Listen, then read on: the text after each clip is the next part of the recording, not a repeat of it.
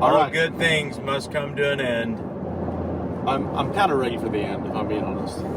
Just take a little bit. Or a salad, maybe. It was a long, meaty weekend.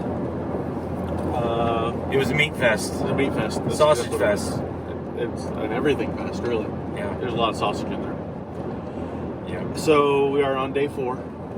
We just ate at our last place, Goldie's, and we are heading on back up home to Oklahoma. So to recap, we started off at Buc-ee's just for a good baseline barbecue entrance. Then we hit... And because it was the first place we came to. Yeah, that sounds about right. Then we hit Miller's Smokehouse. We went to Black's in Lockhart, Croy's Market in Lockhart, Pinkerton's in San Antonio. Woke up the next day and did... 2M. We went to 2M, that's right. And then we drove to Houston. And... went to the rodeo. Went to the rodeo that night. And had barbecue. Right. Again. The teams were serving barbecue in the tent. Got up the next day and went to Tia Tacos and then went to Truth Barbecue. Tita's Tacos. I thought it was Tia's. Is it Tita's? Tita's. Tita's Tacos. Okay. And then drove back from Houston after Truth. Back to Houston. Over to Austin. And in Austin, we struck out at Leroy. We struck out at La Barbecue. We went to Brisket's. And then went to Valentina's. For breakfast the next morning. And then ended up at Goldie's. So I think we counted, was that 10 barbecue places? We counted 10 spots. A few of them we had to struck out on. It's one thing I learned on this is that the timing is really hard. So a lot of these places are closed Monday through Wednesday, so you really have Thursday through Sunday. Some of them are even closed on Sunday. And realistically, they sell out. So you really have that window between like 11 o'clock when they open, with the exception of Valentina's and his breakfast occasionally. But they have like 11 o'clock to like sell out, which a lot of times is like 1 o'clock. So if you're not planning it for lunch, you're probably not getting it unless you're going to a place like Pinkerton's where they have a dinner service, or Leroy normally has one. What was your favorite brisket out of everything we had? Valentina's. And what was your favorite thing about it? It hit all the points. Taste, tenderness, smokiness was just right. Nothing was too much. Nothing was too little. I think my favorite was 2M for pretty much the same reason. The only thing that set 2M apart from me from Valentina's is I'm not a big mesquite fan, and Valentina's had just a touch more smoke than 2M on it, and because it was mesquite, I think it pushed it back for me. What was your favorite sausage? Truth, the brisket boudin. Okay. 100%. Okay. How about you? Yeah, mine was a tie between the brisket boudin and the Serrano Oaxaca cheese at 2M. They just cooked that so well. Like normally, when you have kind of pepper cheese sausages, a lot of times they end up, in order to get that snappy casing, they end up melting all the cheese on the inside. So you get like runny cheese. But that one, when it was sliced open, like the cheese was still completely whole and not melted, even though it was still soft. But that brisket boudin, man, I'll be thinking about that for a while. What was your favorite side of the whole week? Mac and cheese. 2M? 2M. Yeah. How about your favorite rib?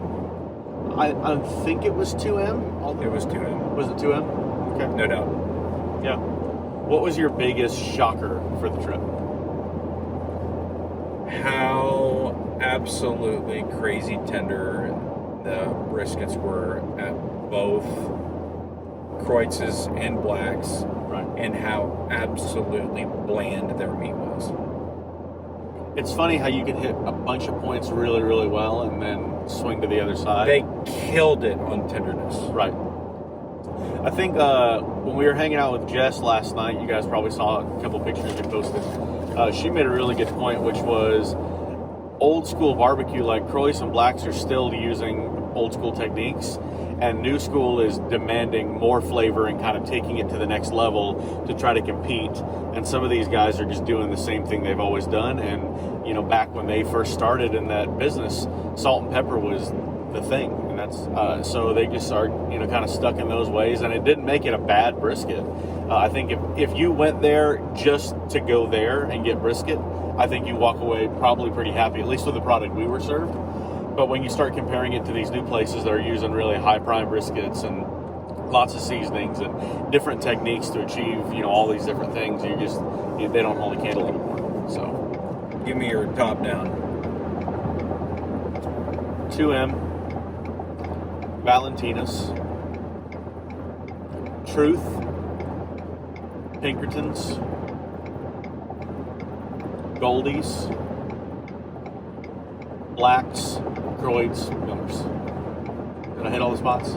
Yeah, but you got to put Buc-ee's in there somewhere, and Buc-ee's was not. Maybe Buc-ee's might have been a lot higher than Miller's on my end. Like Miller's might have been the lowest, and then Buc-ee's. Okay. Okay, what about you? 2M, Valentina's,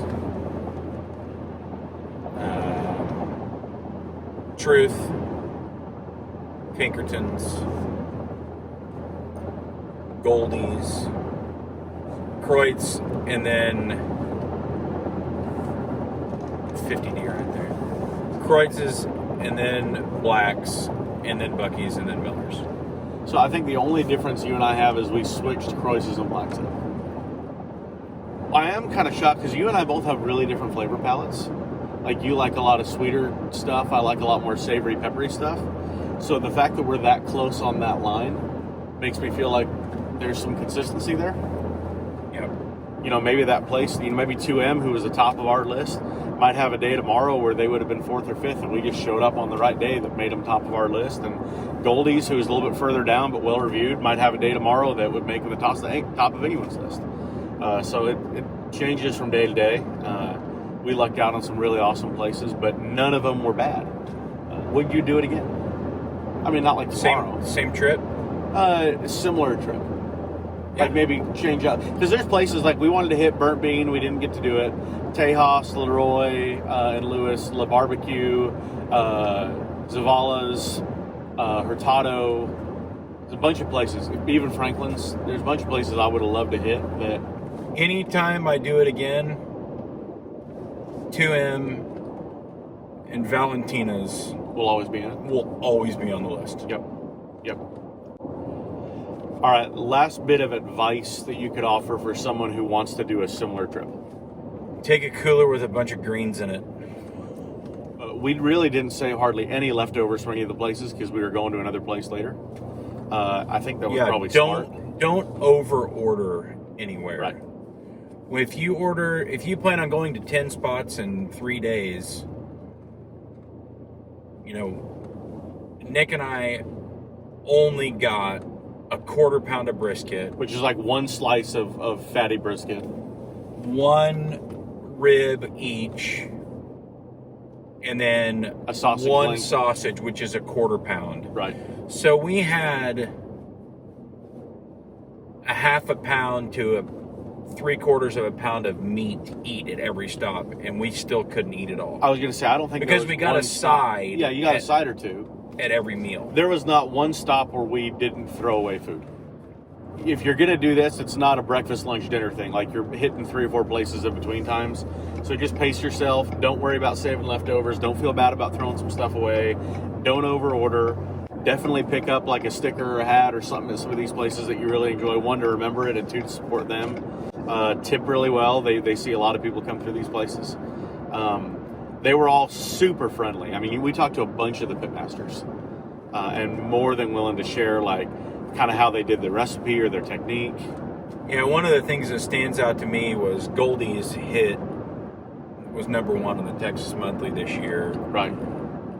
And the oldest guy in that restaurant was 27 years old. Right. Go support these guys. They're working hard and doing things right. And it's good to see and support guys that are who are making a push to do it.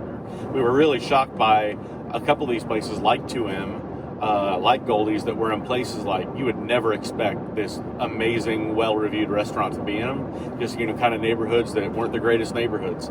But they showed up and, people started pouring into it. So it was cool to see really the cool diversity of people in line, every walk of life, every nationality was in line. It was just a melting pot that was really, really cool.